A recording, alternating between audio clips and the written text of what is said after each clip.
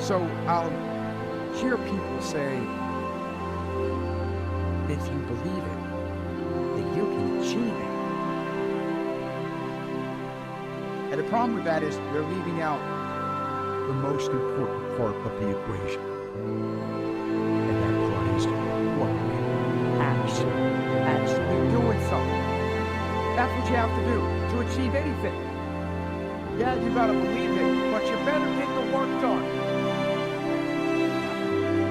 Ideas are worthless unless we act on them.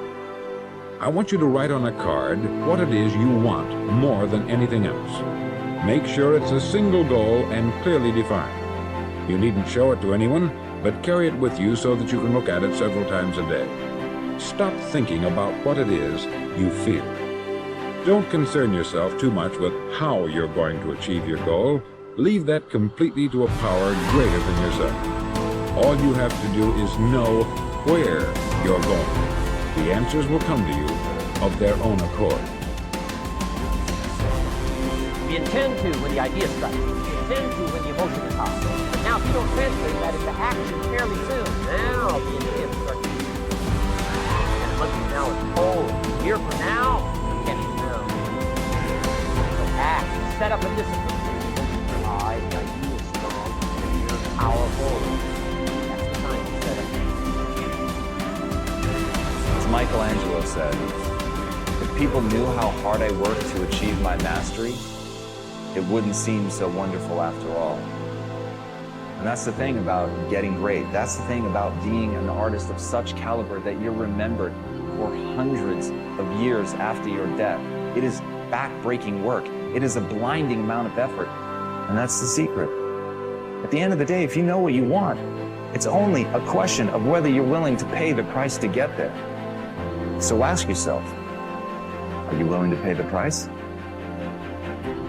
Listen to me, pound for pound, any agent in the room, pound for pound, motivational speaker, pound for pound, entrepreneur, pound for pound, athlete, pound for pound, weightlifter, pound for pound, whatever you do, I guarantee you when you do it, nobody can do it like you do it. The problem is you don't hardly do it. You love sleep too much. You love that alcohol too much. You love that substance too much. You love that vice too much. There's something that you love more than yourself, than your dream, than your goal. You've got to get into the flow of action when you want something out of life. You've got to be willing to go into action. Don't wait around for things to be just right. Don't wait for things to be perfect. Don't wait for the ideal situation. It will never be ideal. Do what you can, where you are with what you have. This is the day. Do what you're supposed to do. You ain't no boy no more. You don't need their approval. You're talented enough. God made you. You got everything you need. I have a very strong belief that everything that comes into your life is supposed to, and every condition of your life is part of the perfection of it, and that there's a blessing in all of it, and that there are no accidents, that it's a perfect, absolutely, totally perfect universe. Everybody that you meet for a reason. Everybody you're sitting next to, you're there for a reason. You can either take advantage of it or not. You have choices to make throughout it all.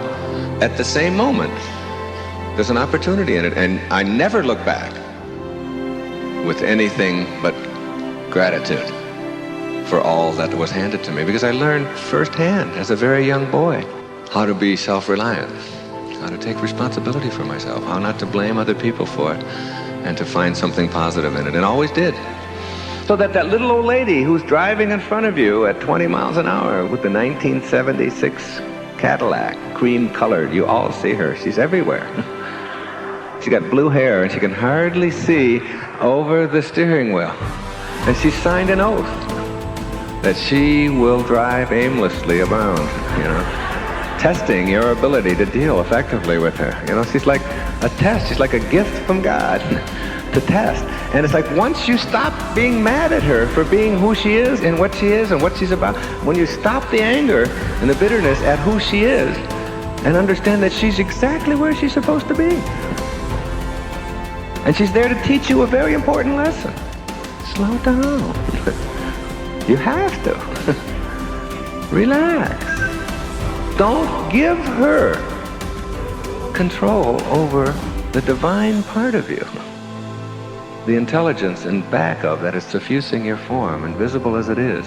It's still there, and it's yours. It's really what constitutes your entire humanity. Don't give it away.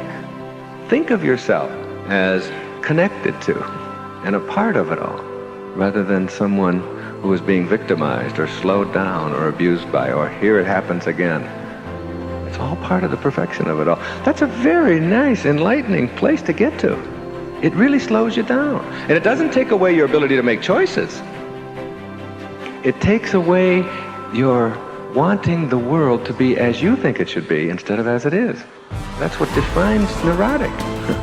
That's what neurotic really means. To be wanting the world to be as you are rather than as it is. And for you to process it exactly the way it is.